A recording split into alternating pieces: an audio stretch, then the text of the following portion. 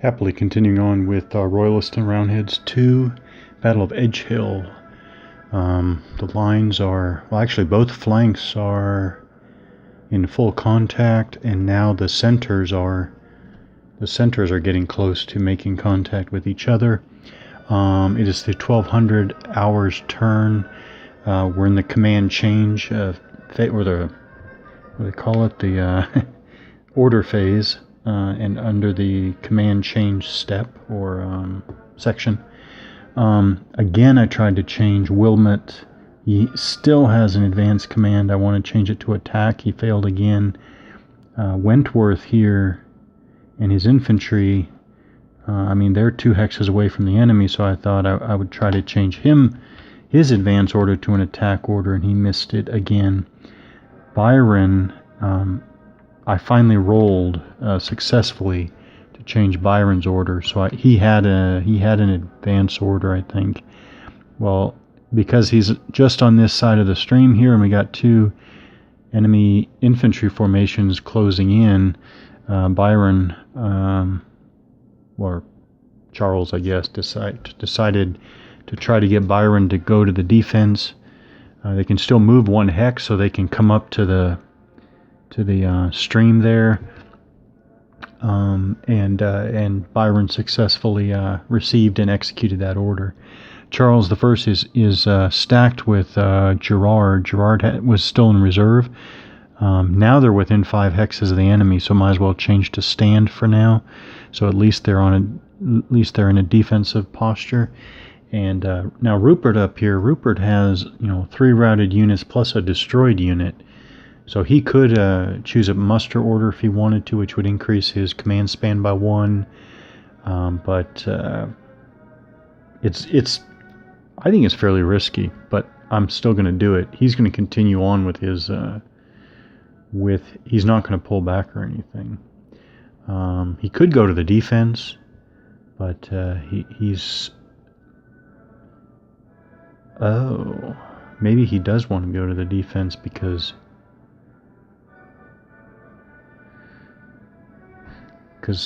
that guy in particular is going to need to end closer to the enemy.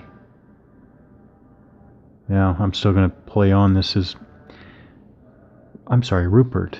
I hope I said that right. That's Rupert's wing over there. He has a couple of cavalry units under Byron, and Byron's back here. But I think those cavalry units were... Actually, what I really think is, I think the designer went ahead and assigned the Byron cavalry there to Rupert. Whether that's historical or not is kind of hard to determine conclusively, I think. Now that's speculation. But they're definitely Byron's cavalry, and they're definitely assigned to Rupert. Okay, so I think I'm going to leave. The parliamentarians attack. Advance. Actually, he could try to go over to the attack. Now he is within the command span of the overall leader. Well, that didn't help. 6 minus 1 is 5. Not even close to the 3 or less he needed for Meldrum to change his order. CS6, he has attack, that's good. Is it Ballard? Attack, that's good. Ramsey, attack, that's fine. Alright, so that's the order phase. So we go to the first player, and in this case it's the Royalist. You can do their movement phase. Going to check real quick. I think everybody is still in command because Rupert has a nice healthy command span of 6. So 1, 2, 3, 4, 5. I think they're all good actually. So then we'll do Royalist movement of note. Let's see, of note. Actually, they have to end closer to the enemy. He does not have. So Wentworth has to end closer to the enemy. And Rupert has to end closer to the enemy, basically.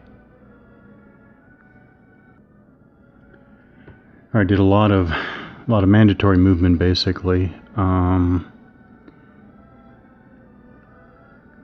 Moved up here for Wilmot. Just cavalry moved these guys over here. Move these guys up a bit. Move these guys up a bit. Brought the routed unit that rallied back up here, and then moved the artillery up here. But then I decided I'm not sure I want to get much closer than here, because much closer than a line of about here, because I think that the parliamentarians are going to get up on this higher ground here, so might as well wait for them and fire at about 5, 6, 7x range. Okay, so that is a first player Royalist movement. Now we go to the first player or Royalist combat phase. We start with the fire combat sub-phase. That's what I do, I'll call it a sub-phase. With the defensive fire step. So,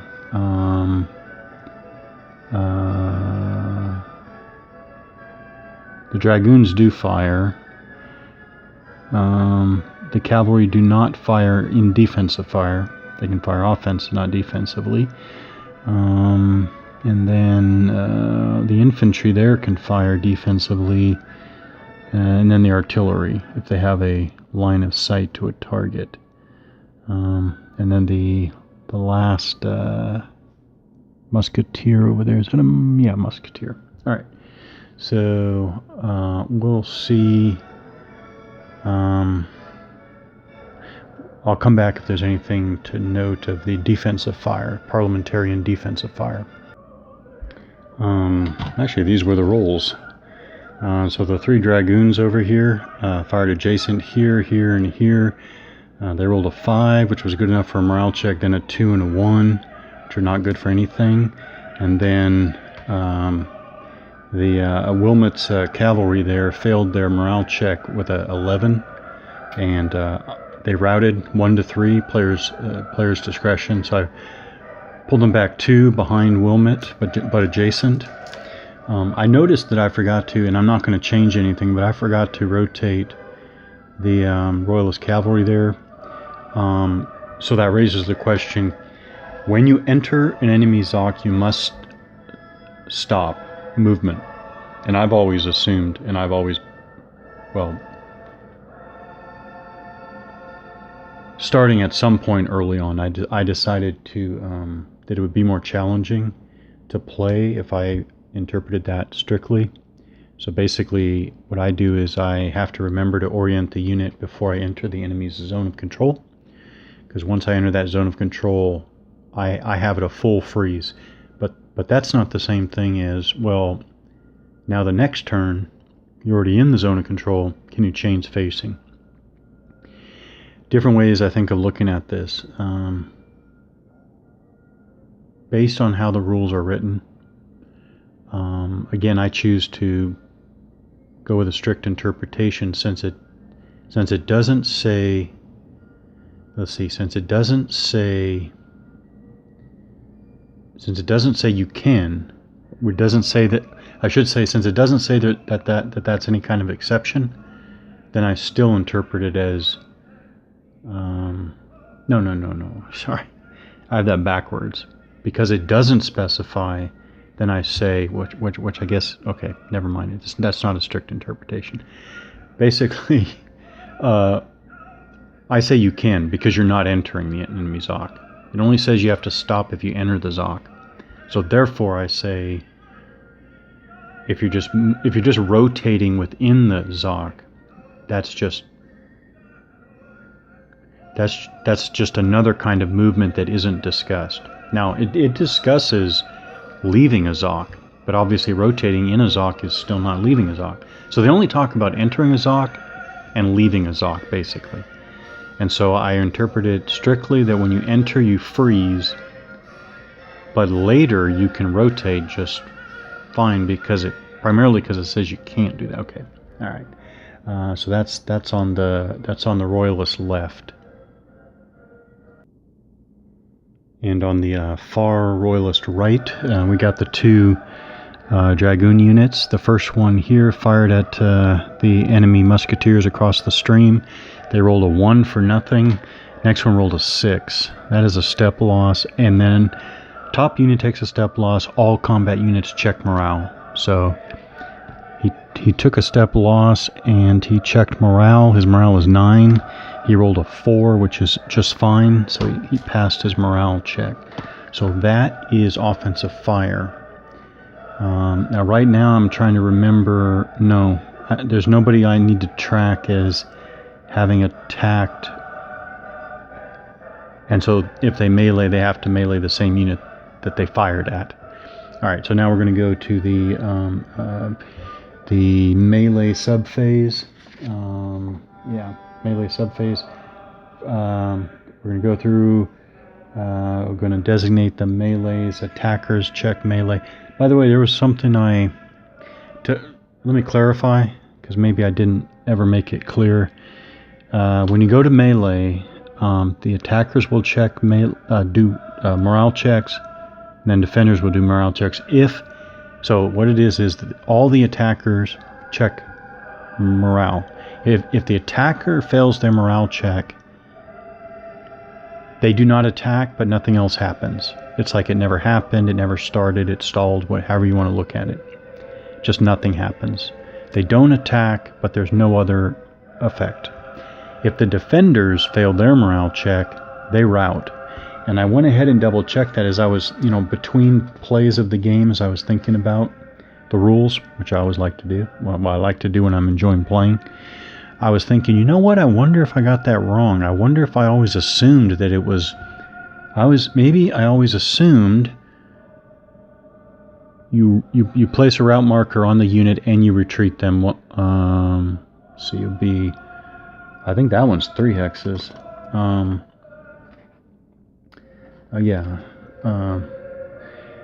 I was thinking, well, maybe it's just they're not routed, but they just retreat 3 hexes, which would also kind of make sense. But I double checked. No, it is route. So they route and retreat 3 hexes to their rear.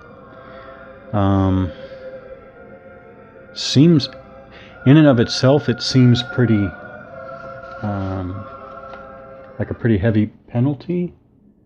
But at the same time, it just seems to work out. So, anyways, I want to clarify that. So, and then when do you? Oh, I guess it's before the defenders. I guess it's before the defenders. Yeah, so after the attackers check their melees, then you have retreat before combat, for melee. Retreat before melee. Okay, so I'm going to go through and do the Royalist melees here, and I'll come back if there's something to show in more detail. Well, sum total of it all was basically there were attempts to melee through here. There was an attempt to melee. Where was it? Well, this one was successful, but it was really only because they failed the defender failed their morale check. So they routed two hexes. He had to advance, which is fine, gets him behind the stream there. And then Rupert and his cavalry and his King's Life Guards tried to melee Ramsay and his parliamentarian cavalry, and it was a big nothing. There's a big nothing on here too, as well. These artillerymen are some real tough troopers there. That is Royalist melee. So now we will go to the first player or Royalist rally phase. So we'll attempt to rally eligible routed units. So this routed unit is so he's not an enemy Zoc. He's within the command span of his leader or the overall leader. So he's eligible to try to rally. The only thing we're going to do is we're going to add 1 for being routed. Okay, so he rallies. He rolls a 6. Plus 1 is 7, which is equal to or less than his morale of 8. So he rallies. Over here, again, with Rupert's healthy 6 command span, 1, 2, 3, 4, 5, even all 3 of these routed units are within the command span of Rupert. So we'll start with the farthest away one. Oh yeah, he's good. He rolls 3 + 1 for being routed, which is easily. Oh, actually, that's well, actually, yeah, it still matters. That's the Dragoon unit. He still needs to be within the command span of a leader, so he rallies. And the next routed unit there, that is Rupert's Cavalry. Now they roll an 8 + 1 is 9. Oh, which is actually, they have a pretty high morale of 9, so they rally as well. Now the last unit, oh, they have a 10. Hard to fail there. They roll a 3 + 1 is 4. Easily rally. So actually all... Oh, the parliamentarians... I'm sorry, Royalists across the field rally. So then you would go... The second player would check to see if he rolls for victory. The parliamentarian side... Not even close now. Not even close now. They've eliminated that cavalry unit over there. Here, I mean, that's worth 3 points, but not even close. Now again, no, we don't even have any. We don't even have any reduced Royalist right now, so I won't even comment. But all these routed, if none of these 4 routed units had rallied, their strengths count for checking for victory. Yeah, it checks. So 1, 2, 3, 6, 7, plus the eliminated unit 3, that would be 10. Yeah. Still, that's only halfway to the amount you need to start checking. If I remember correctly, is that right? Yeah. Okay. So that ends the first player or Royalist rally phase.